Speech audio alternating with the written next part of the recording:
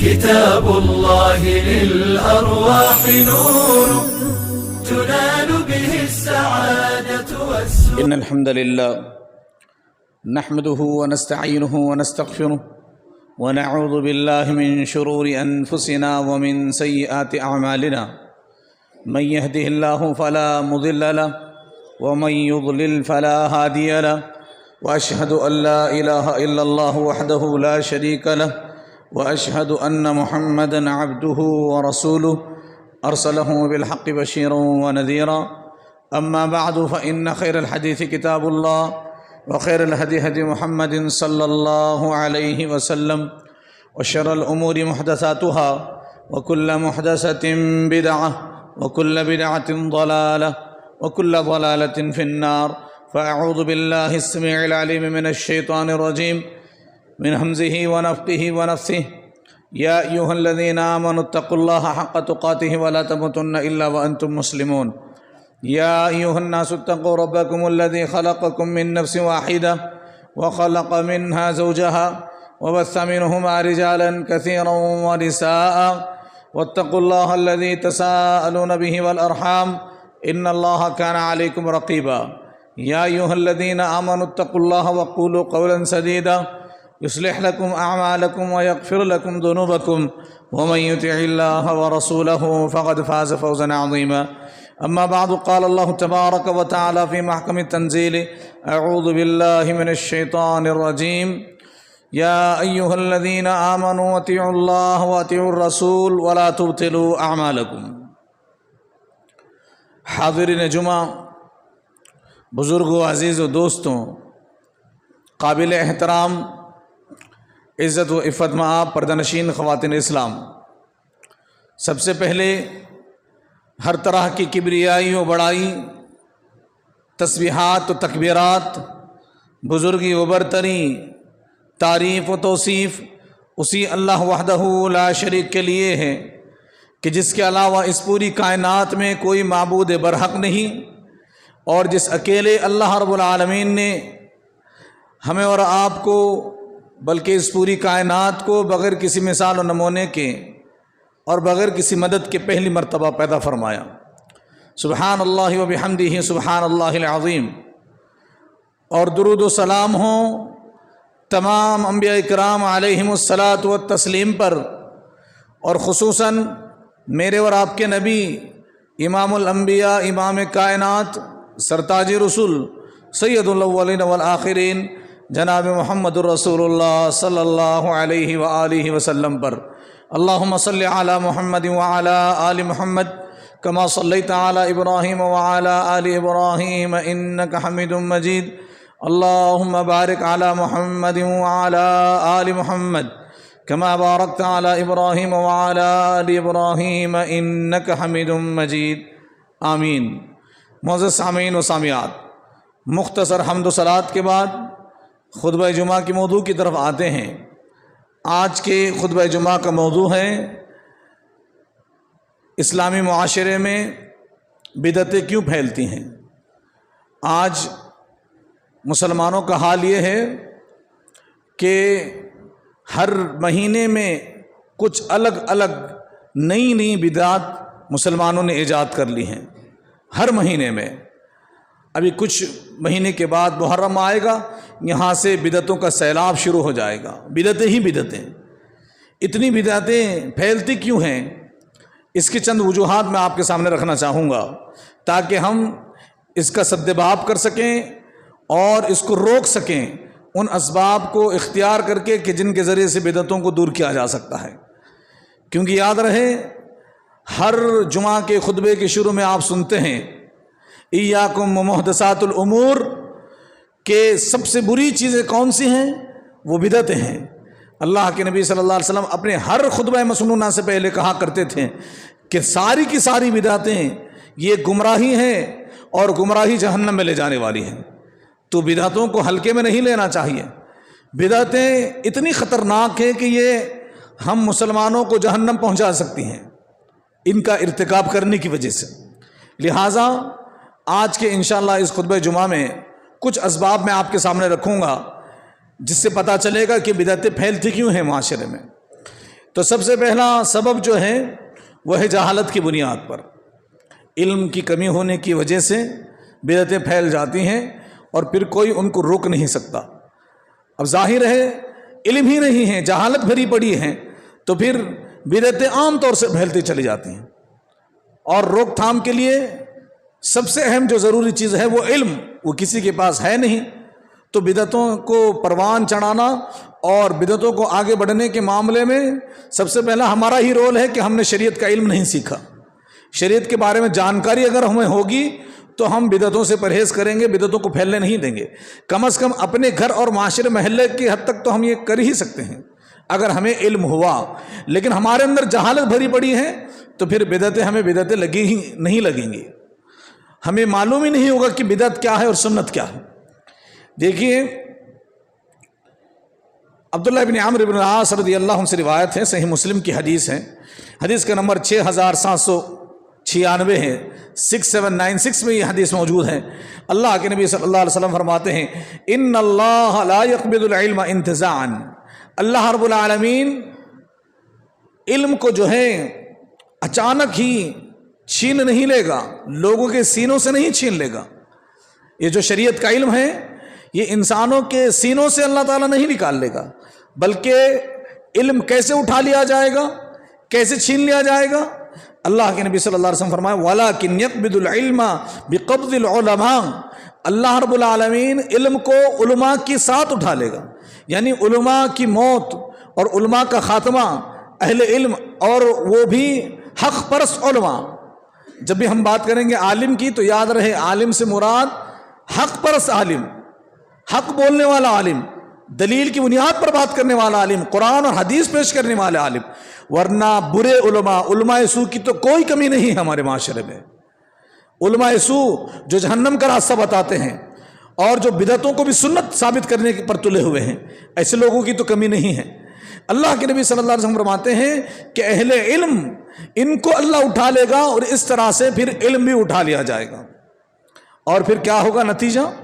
اللہ کے نبی صلی اللہ علیہ وسلم فرماتے ہیں حتی اذا لم یترک عالما، یہاں تک کہ دنیا میں ایک عالم کو بھی اللہ نہیں چھوڑے گا۔ اب صحیح کیا ہے، غلط کیا ہے، قرآن اور حدیث میں کیا ہے اور قرآن حدیث سے ہٹ کر کیا ہے، یہ کون بتائیں گے؟ ظاہر ہے علماء بتائیں گے۔ اب علماء ہی کو اللہ اٹھا لے گا اور یہاں تک کہ حالات ایسے ہو جائیں گے کہ دنیا میں ایک عالم بھی باقی نہیں رہے گا۔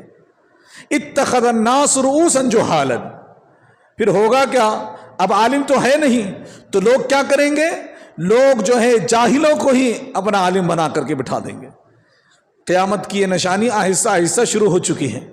آپ دیکھ لیجئے کہ علم کہاں سے حاصل کرنا چاہیے تھا، قرآن اور حدیث کی باتیں، نماز کا طریقہ، عقائد، اخلاق، معاملات، یہ کہاں سے سیکھنا چاہیے تھا؟ اہل علم سے، اور دلیل کی بنیاد پر کہ آپ جو کہہ رہے ہیں اس کے لیے قرآن سے کوئی حدیث بتائے، قرآن سے کوئی دلیل بتائیے یا نبی کی حدیث بتائیے۔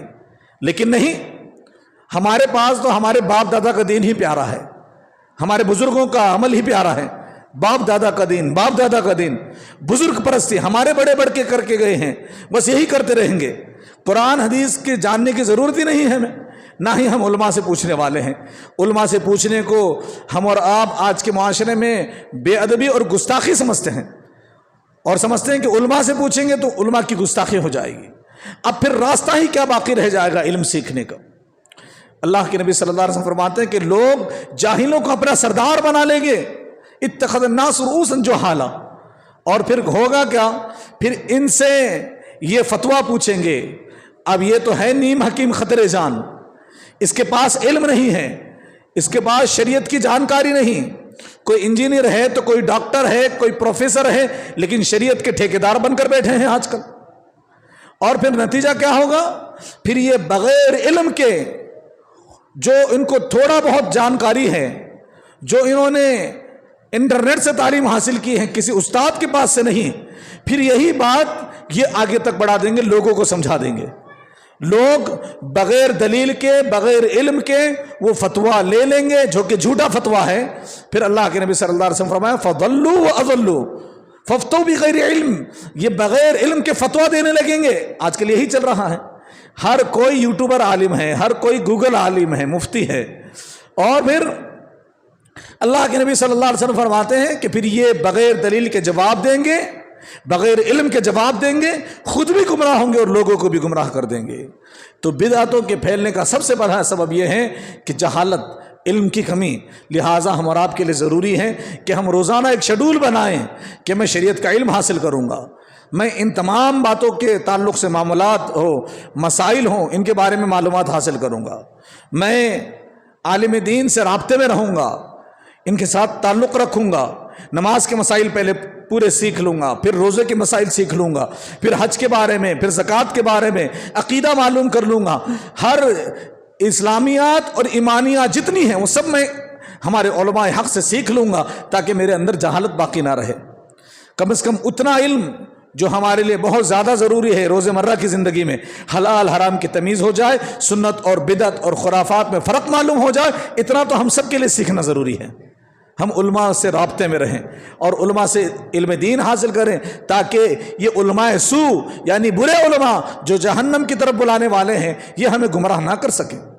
تو سب سے پہلا سبب جس کی وجہ سے بدعت پھیل رہی ہے اور اتنی زیادہ پھیل چکی ہے کہ آج مسلمان یہ فرق نہیں کر پا رہا کہ سنت کیا ہے بدعت کیا ہے، بلکہ بدعت ہی کو لوگوں نے اسلام سمجھ لیا ہے۔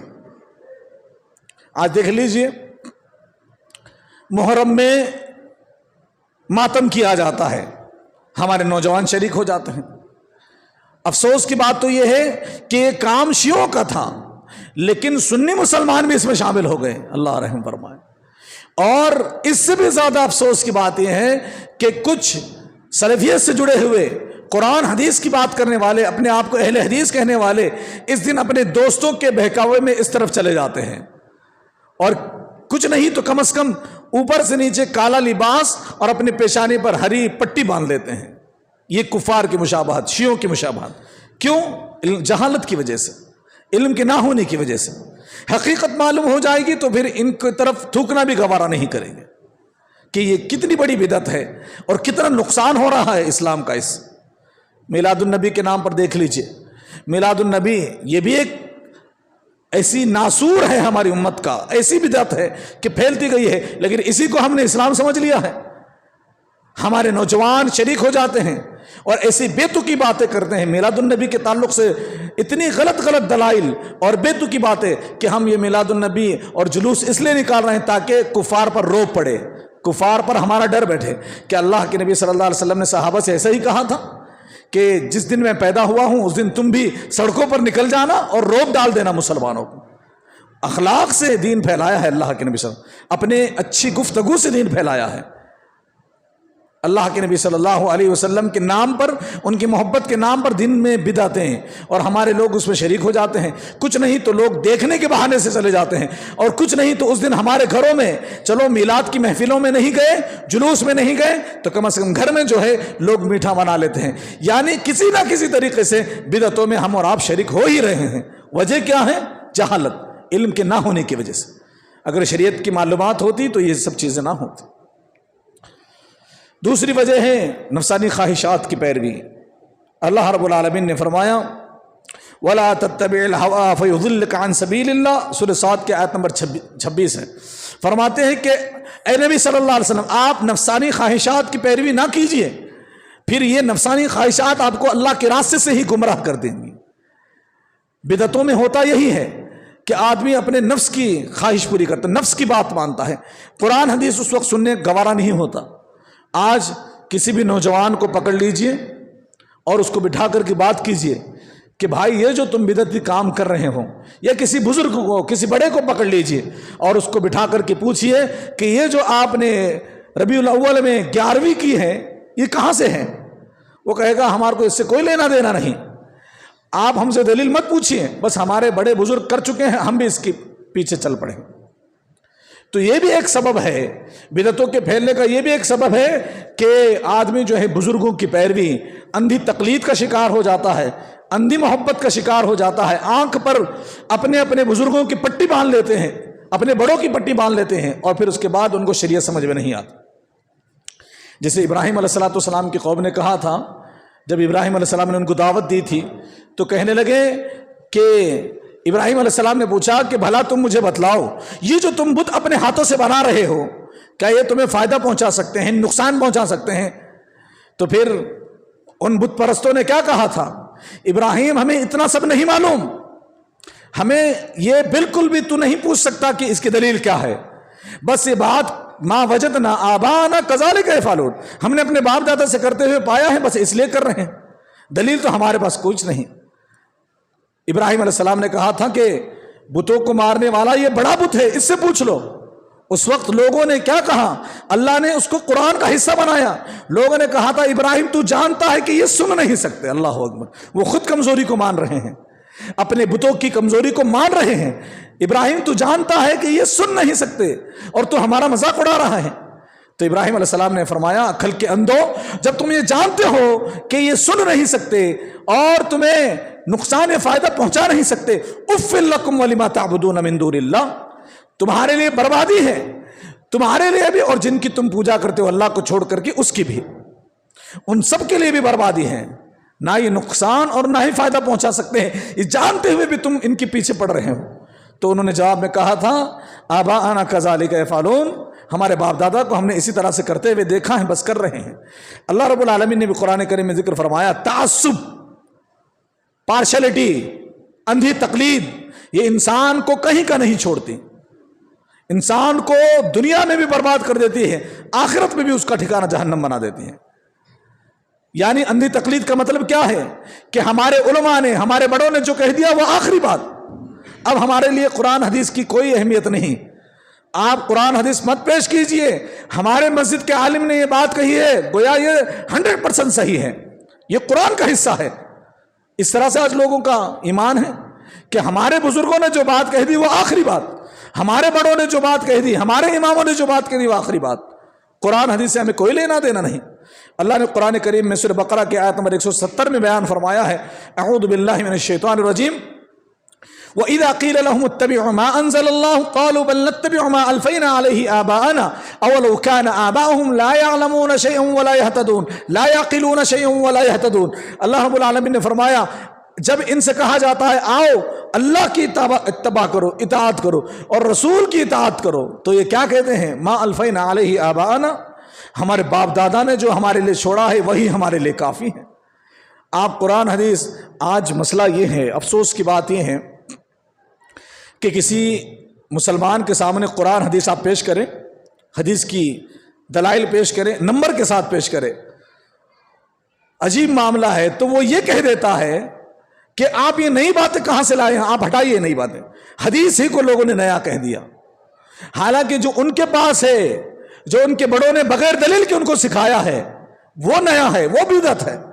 لیکن باقاعدہ لوگ یہ کہہ رہے ہیں کہ آپ نئی احادیث مت لائیے، حدیث نئی کیسے ہو سکتی ہیں، حدیث ہی تو سب سے پرانی ہے، جب سے اللہ کے نبی صلی اللہ علیہ وسلم کا زمانہ ہے تب سے حدیث ہے۔ لیکن اندھی تقلید ایسی اور ایسے ہمارے ذہنوں میں زہر گول دیا گیا ہے، قرآن حدیث سے اس طرح سے دور کر دیا گیا ہے کہ ہمیں اس کے بارے میں کوئی خبر نہیں۔ تو اللہ رب العالمین نے فرمایا کہ ان سے کہا جائے تو یہ کیا کہتے ہیں؟ ہمارے باپ دادا نے جو چھوڑا وہی ہمارے لیے کافی ہے۔ اللہ نے جواب میں کہا اولو کان آباؤہم لا یعقلون شیئا ولا یہتدون، کیا ان کے باپ دادا عقل نہیں رکھتے تھے، بے وقوف تھے، تو کیا یہ بھی بے وقوف بن جائیں گے پیچھے؟ تو یاد رہے بدعتوں کے پھیلنے کی ایک وجہ اندھی تقلید، تعصب، بزرگ پرستی اور باپ دادا کا دین، یہ اس طرح کے ڈائلوگ جو شیطان نے ہمیں سکھائے ہیں، یہ ایک بدعتوں کے پھیلنے کا سبب ہے۔ قیامت کا دن ہوگا، ایسے تمام لوگوں کو لایا جائے گا، جہنمیوں کو، اور یوم تقلب وجوہہم فی النار، پیشانی کے بال پکڑ کر کے اور پیچھے سے پاؤں کو موڑ کر کے، ایڑیوں کو ملا کر کے، انسان کو بیچ میں سے دبا کر کے، پیچھے سے ایڑیاں اور سامنے سے پیشانی کے بال دونوں ملا کر کے منہ کے بل گھسیٹ کر کے جہنم میں پھینک دیا جائے گا۔ یوم تقلب وجوہہم فی النار قالوا یا لیتنا اطعنا اللہ واطعنا الرسول، اب جہنم میں جب گرنے لگے ہیں تو اب کہیں گے کاش ہم نے اللہ کی اطاعت کی ہوتی، کاش رسول کی اطاعت کی ہوتی، اور پھر کہیں گے یا اطعنا سادتنا وکبرانا فضلونا السبیلا، ہم نے ہمارے سادات، ہمارے بزرگوں، ہمارے بڑے، ہمارے علماء، ان کی بات کو آخری بات مانا، ان کی بات کو ہی دین دھرم مانا، اسلام مانا، اور ان کی بات کو قرآن حدیث کا درجہ دیا، شریعت کا درجہ دیا، اور انہی کی پیروی کی وجہ سے انہوں نے ہمیں گمراہ کر دیا۔ اتانا سادتنا واضلونا السبیلا، انہوں نے ہمیں گمراہ کر دیا۔ قیامت کے دن یہ بات مانیں گے کہ ہمارے بزرگ ہی، اندھی تقلید ہی، اندھ بھکتی ہی ہمارے جہنم میں جانے کا سبب بنی ہے۔ تو بدعتوں کے پھیلنے کی ایک سبب، ایک وجہ کیا ہے؟ اندھی تقلید۔ اسی طرح سے بدعتوں کے پھیلنے کا ایک سبب علماء کی خاموشی اور علم کو چھپانا بھی ہے۔ علماء خاموش ہو جائیں گے، حق بات پیش نہیں کریں گے، تو حق بات کون پیش کرے گا؟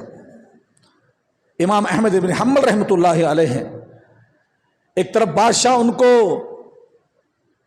ظلم کا شکار بنا رہے ہیں اور اسلام کے خلاف فتویٰ دینے کو کہتا ہے، لیکن امام احمد ابن حنبل رحمۃ اللہ علیہ اور ان کے پاس ان کا چاچا آ جاتا ہے، آ کر کے کہتا ہے کہ احمد وقتی طور پر بادشاہ کی بات مان لے، غلط فتویٰ دے دے، غلط فتویٰ دے دے زمانی طور سے، اور اپنی جان بچا لے۔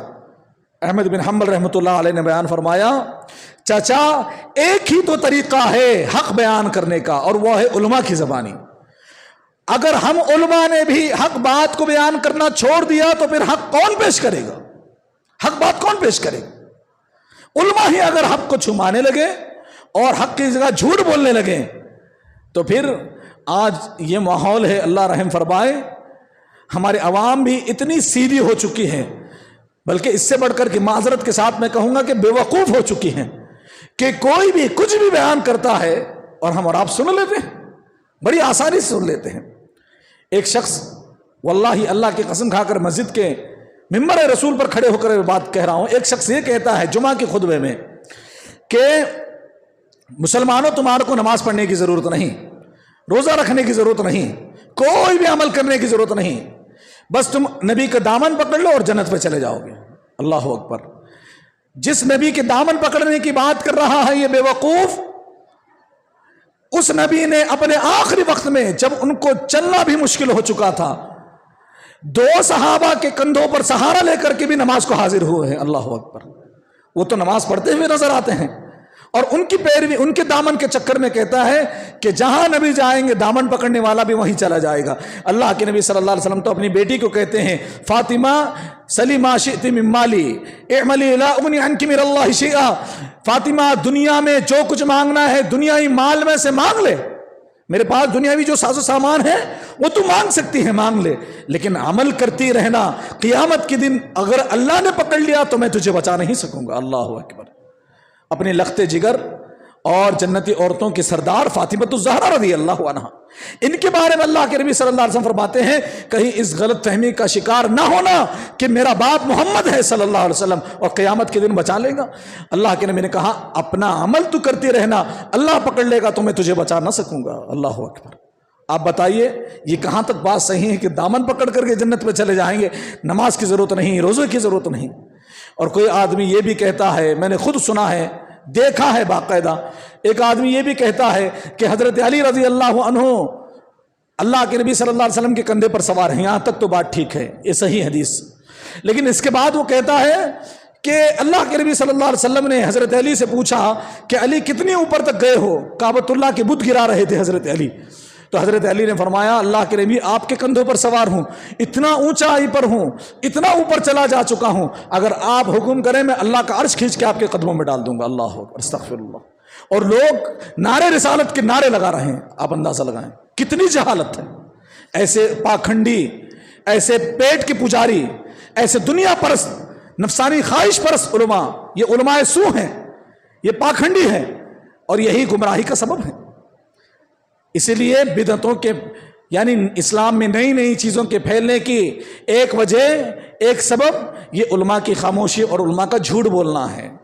یاد رہے اس کے تعلق سے آئیے 1-2 حدیث سنتے ہیں۔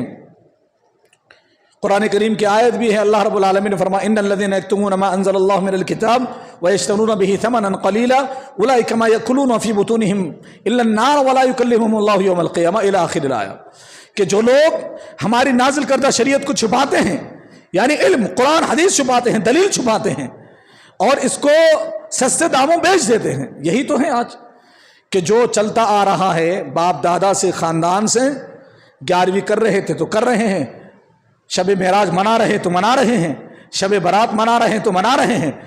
اگر عالم کو حق بات معلوم بھی ہو جائے، عالم کو پتہ چل جائے کہ یہ بدعت ہے، خرافات ہے، اسلام سے اس کا کوئی لینا دینا نہیں، پھر بھی عالم بیان نہیں کرتا۔ کیوں نہیں کرتا؟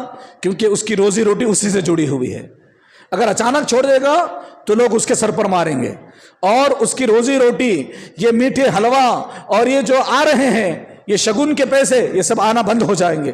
اس لیے عالم جو ہے اپنی دنیا اور اپنی نفسانی خواہشات، اپنے پیٹ اور شرمگاہ کی خواہشات کو پورا کرنے اور اس کو باقی رکھنے کے لیے صحیح شریعت کو بیچ دیتا ہے، قرآن حدیث کو بیچ دیتا ہے۔ اللہ نے کہا یشترون بہ ثمنا قلیلا، سستے داموں، دنیاوی فائدے کے خاطر لوگ بیچ دیتے ہیں۔ ایسے لوگ اپنے پیٹ پہ جہنم بھر رہے ہیں، حلوہ نہیں بھر رہے، دنیاوی خواہشات نہیں بھر رہے، بلکہ اپنے پیٹ میں جہنم بھر رہے ہیں۔ قرآن ایک حدیث ہے جس کو امام مسلم رحمۃ اللہ علیہ نے بیان کیا ہے، راوی حدیث ابو سعید خدری رضی اللہ عنہ، حدیث کا نمبر 177 ہے۔ فرماتے ہیں اللہ کے نبی صلی اللہ علیہ وسلم، من رأى منکم منکرا فلیغیر بیدہ، تم میں کہ کوئی آدمی برائی کو دیکھے تو اس کو اپنے ہاتھ سے روکے، نہیں روک سکتا زبان سے روکے، نہیں روک سکتا دل میں ہی برا جان لے، وذالک اضعف الایمان، اور یہ سب سے کمزور درجہ ہے ایمان، ادنا درجہ ہے کہ دل میں برا جانے۔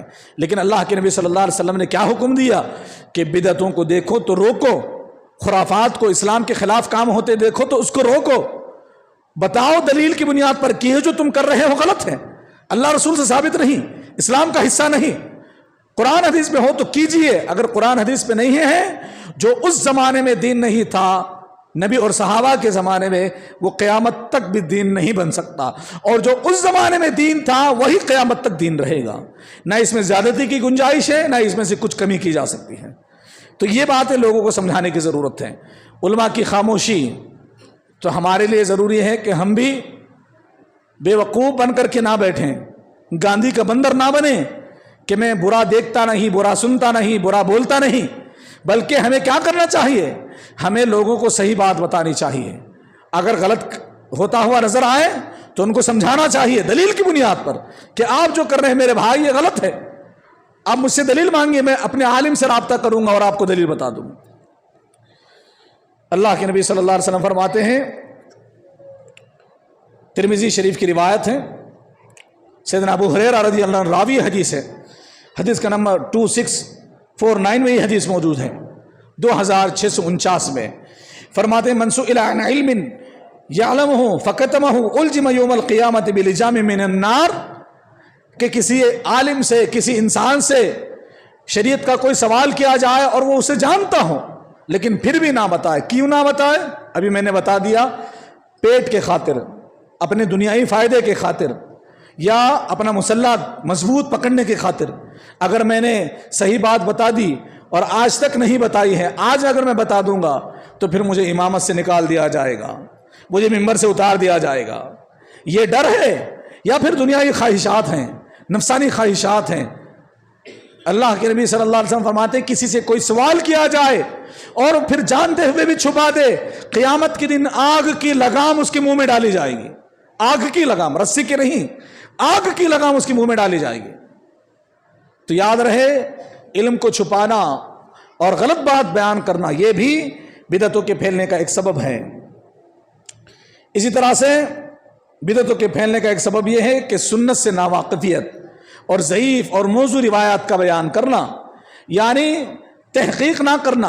افسوس کی بات یہ ہے کہ بہت سارے علماء ایسے ہیں، سب کو ملا کر کے علماء سو بھی اور قرآن حدیث کا نام لینے والے علماء بھی ایسے جمعہ کا حق صحیح سے ادا نہیں کرتے۔ یہ صحیح بات ہے کہ جمعہ کا حق صحیح سے ادا نہیں کرتے، یعنی اب مجھے معلومات ہے تو میں آ گیا، ممبر پر چڑھ گیا اور میں نے کچھ بھی بیان کر دیا، اب بعد میں پتا چلا کہ وہ حدیث ضعیف نکلی، نقصان تو لوگوں کا ہو گیا۔ اسی لیے صحیح اور ضعیف احادیث کو کھنگالنا چاہیے، موضوع من گھڑت روایات بیان نہیں کرنے چاہیے، چاہے وہ کتنے ہی مشہور کیوں نہ ہو، بہت مشہور بھی ہو تب بھی اس کو بیان نہیں کرنا چاہیے، کیونکہ وہ تو ہے ہی ضعیف، وہ ضعیف ہیں۔ جیسے ہم کہیں کہ ہمارے جسم پر گندگی لگی ہو، ہمارے کپڑے پر گندگی لگی ہو، اور اس گندگی کو صاف کرنے کے لیے ہمارے پاس پانی نہیں لیکن پیشاب ضرور ہے، تو کیا ہم اس پیشاب سے اس گندگی کو صاف کر سکتے ہیں؟ وہ خود گندگی ہے۔ ضعیف اور موضوع روایات قابل عمل نہیں، ان کے ذریعے ہم جو ہے لوگوں کی اصلاح نہیں کر سکتے، چاہے وہ کتنی ہی مشہور کیوں نہ ہو، اس کی حیثیت نہیں، وہ قابل عمل نہیں ہوتی۔ یہ بہت ضروری بات ہے۔ جیسے ہمارے معاشرے میں بہت ساری ایسی بدعتیں پھیل چکی ہیں، مشہور ہیں، موضوع ہیں، من گھڑت ہیں۔ جیسے ایک آپ نے سنا ہے حضرت عمر رضی اللہ عنہ کے اسلام لانے کا واقعہ آپ نے سنا ہے کہ وہ اپنی بہن کے گھر گئے، بہن کو مارا، بہنوی کو مارا۔ یہ واقعہ ضعیف ہے لیکن کتنا مشہور ہے، آپ نے کئی مرتبہ سنا ہوگا۔ صحیح واقعہ یہ ہے کہ حضرت عمر رضی اللہ عنہ نے ایک مرتبہ اللہ کے نبی صلی اللہ علیہ وسلم سے قرآن کو سنا اور ان کا دل نرم ہو گیا، انہوں نے اسلام قبول کر لیا۔ یہ صحیح واقعہ، اگرچہ کہ بہت مشہور ہے، بہت ہی مشہور ہے، لیکن صحیح نہیں ہے۔ اور ایک دوسری بدعت وحدت الوجود کا عقیدہ، اللہ ہر جگہ موجود ہے۔ آپ نے یہ بھی کئی مرتبہ سنا ہوگا۔ کسی سے پوچھ لیں کہ اللہ کہاں ہے، کہے گا کہ اللہ تو ہر جگہ موجود ہے، لیکن یہ بدعتی عقیدہ ہے۔ اللہ ہر جگہ موجود نہیں، اللہ کا علم، اللہ کا کنٹرول، اللہ کی مدد، اللہ کی رحمت، یہ ساری کائنات کو گھیرے ہوئے۔ اللہ بذات خود کہاں ہے؟ عرش پر ہے۔ الرحمن علی العرش استویٰ، رحمان عرش پر ہیں، یہ صحیح بات ہے۔ تو دیکھیے بدعت ہے، موضوع من گھڑت باتیں۔ اور اس کے تعلق سے ایک موضوع روایت پیش کی جاتی ہے، کہتے ہیں ما وسعنی ارضی ولا سمائی ووسعنی قلب عبد المؤمن، کہ میرے لیے نہ زمین کافی ہوئی نہ آسمان کافی ہوا، یہ اللہ نے کہا۔ یہ جھوٹ بات ہے، یہ موضوع روایت ہے۔ اللہ نے کہا کہ میرے لیے زمین اور آسمان کافی نہ ہوئے تو میں نے مومن کے دل کو ہی اپنا گھر بنا لیا۔ اللہ اکبر، یہ بات غلط ہے۔ لوگ کہتے ہیں کہ مومن کا دل اللہ کا عرش ہے، یہ بات غلط ہے لیکن مشہور ہے۔ اسی طرح سے نور محمدی کا بدعتی عقیدہ، ایک من گھڑت روایت، لوگ کہتے ہیں کہ اللہ کے نبی صلی اللہ علیہ وسلم اگر نہ ہوتے تو دنیا نہ پیدا کی جاتی، یا نبی کریم صلی اللہ علیہ وسلم کے نور سے دنیا کو پیدا کیا گیا۔ یہ ضعیف بات ہے، موضوع من گھڑت روایت ہے۔ اور اس کے تعلق سے ایک موضوع انتہائی اپنی طرف سے بنائی ہوئی حدیث پیش کی جاتی ہے، کہتے ہیں کہ یا جابر ان اللہ خلق قبل الاشیاء نور نبیک، اے جابر پوری دنیا بنانے سے پہلے اللہ نے تیرے نبی کے نور کو بنایا، اور اگر نبی نہ ہوتے دنیا نہ ہوتی۔ یہ ضعیف موضوع من گھڑت روایات ہے۔ تو ایسی بدعتیں ہمارے معاشرے میں پھیل چکی ہیں اور اس کے اسباب بھی میں نے آپ کے سامنے رکھے ہیں۔ اللہ سے دعا ہے کہ اللہ رب العالمین ہم سب کو بدعتوں کا دفاع کرنے، بدعتوں کو ختم کرنے معاشرے سے، اور سنت کی اتباع کرنے کی توفیق عطا فرمائیں۔ آمین وصلی اللہ علی نبینا محمد۔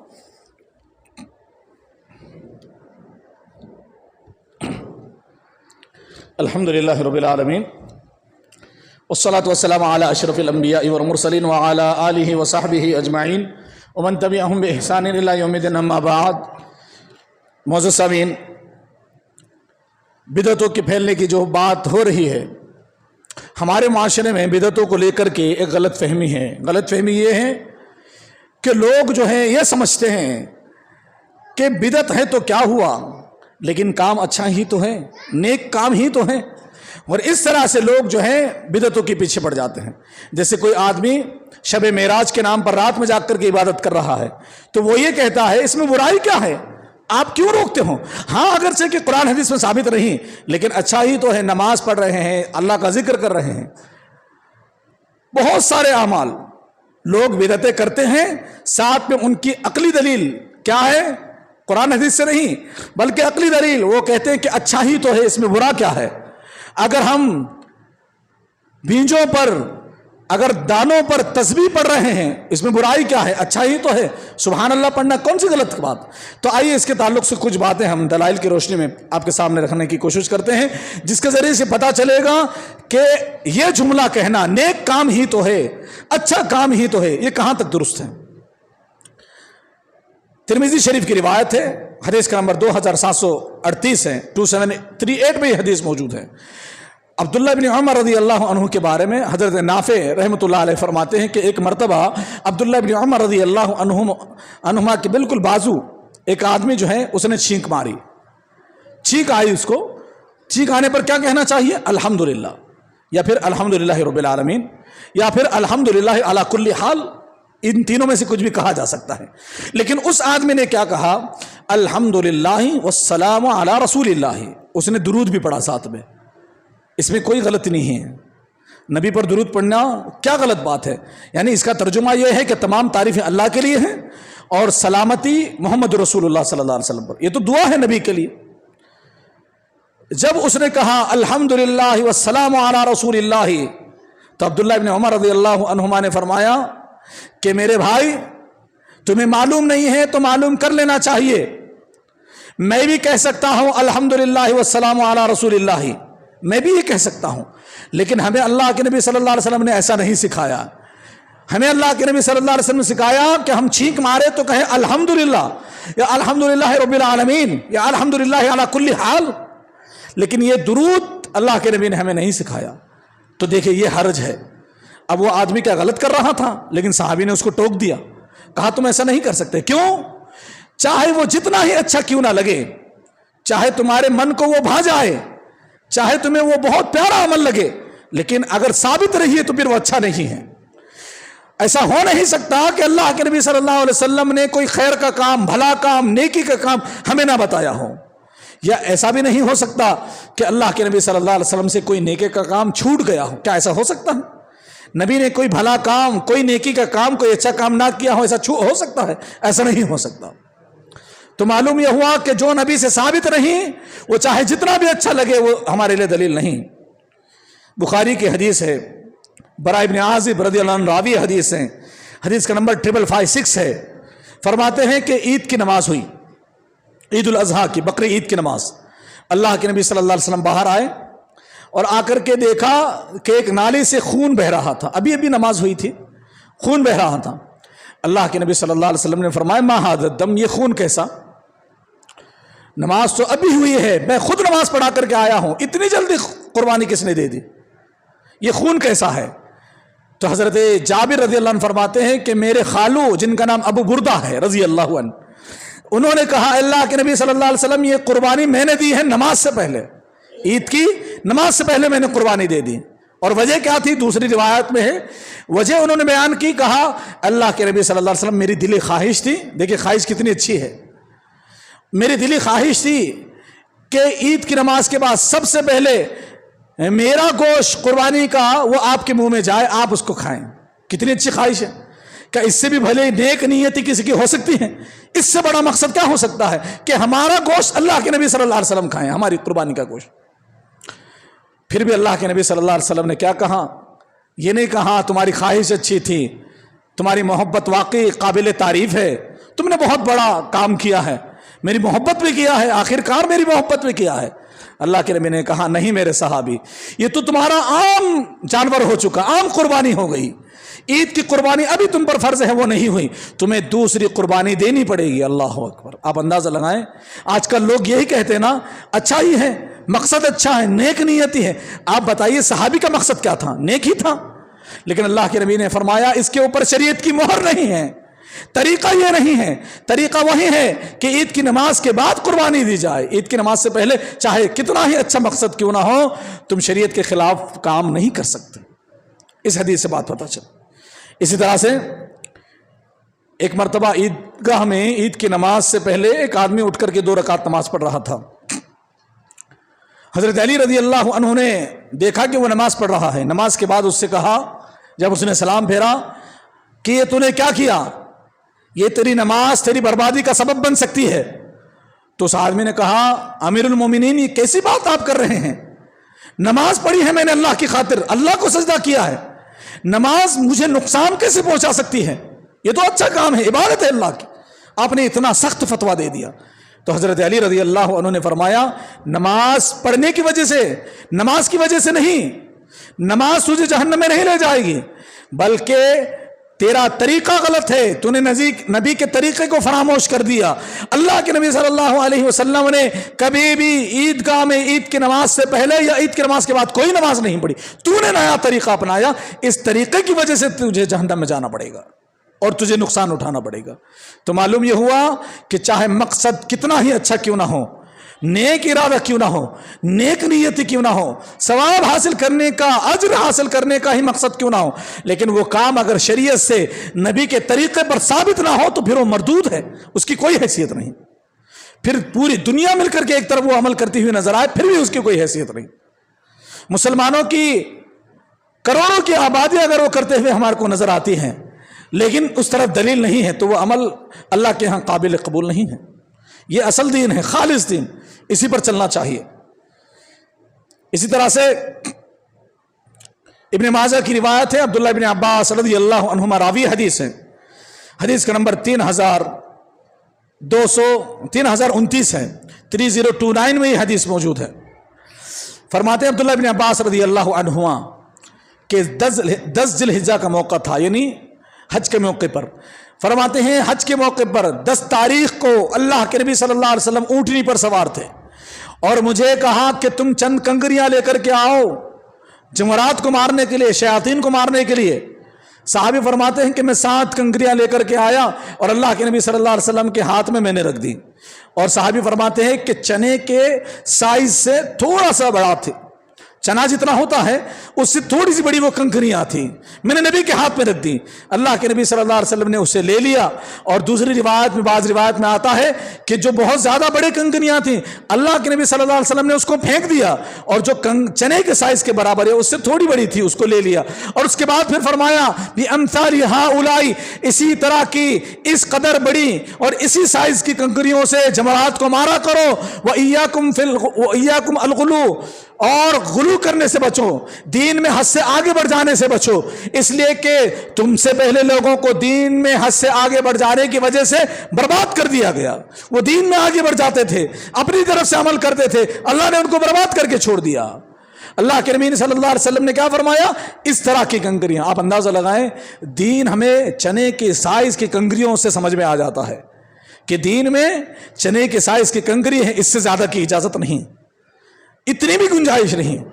آج ہمارے یہاں جب حاجی جاتے ہیں جوش جنون میں جوتے چپل سے بھی مار دیتے ہیں, بڑے بڑے پتھروں سے مار دیتے ہیں, جبکہ اس کی اجازت نہیں.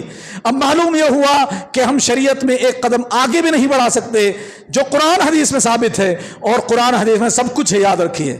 ایسی کوئی بات نہیں جو قرآن حدیث میں نہیں. انسان کے پیدا ہونے سے لے کر کے انسان کے مر جانے کے بعد کی بھی مسائل قرآن حدیث میں موجود ہے. ہم حاصل تو کریں, سیکھنے کی کوشش تو کریں, انشاءاللہ مل جائے گا. تو یہ بات بھی بہت ضروری ہے. دین میں ہم اپنی طرف سے کوئی چیز اضافہ نہیں کر سکتے. ایک آخری حدیث آپ کے سامنے رکھ کر کے اپنی باتوں کو مکمل کر دینا چاہتا ہوں. اس حدیث سے بہت حد تک پتہ چل جائے گا کہ کیا ہم اپنی طرف سے کسی کام کو نیک سمجھ کر کے کر سکتے ہیں, کیا اس کا قرآن حدیث سے ہونا یا نبی صلی اللہ علیہ وسلم سے ثابت ہونا, اس کا طریقہ ملنا ضروری ہے. آئیے اس کے تعلق سے ایک حدیث سنتے ہیں. شیخ البانی رحمۃ اللہ علیہ نے اپنی کتاب السلسلۃ الصحیحہ میں سیدنا ابو موسیٰ اشعری رضی اللہ عنہ سے روایت نقل کی ہے. حدیث کا نمبر 3420 ہے, 3420 میں یہ حدیث موجود ہے. فرماتے ہیں کہ عبداللہ بن مسعود رضی اللہ عنہ کے پاس, یہ بڑے صحابی ہیں, ان کے پاس ایک صحابی آئے ابو موسیٰ اشعری رضی اللہ عنہ. اور کہاں کی بات ہے, یہ کوفہ کی بات ہے, عراق کی. کوفہ میں حضرت ابو موسیٰ اشعری رضی اللہ عنہ عبداللہ بن مسعود رضی اللہ عنہ کو ملنے کے لیے آئے ہیں. اور آنے کے بعد عبداللہ بن مسعود سے کہا, عبداللہ بن مسعود رضی اللہ عنہ, راستے میں ایک مسجد پڑی تھی, میں نے مسجد میں دیکھا کچھ لوگ بیٹھے ہوئے ہیں اور ان کے سامنے پھلوں کے بیج رکھے گئے ہیں, لوگ حلقہ بنا کر کے بیٹھے ہوئے ہیں. ان میں ایک آدمی ایک بیج اٹھاتا ہے اور پھر اعلان کرتا ہے کبرو, کہو اللہ اکبر. تو سارے لوگ کہتے ہیں اللہ اکبر. پھر کہتا ہللو, لا الہ الا اللہ کہو, تو سب کہتے ہیں لا الہ الا اللہ.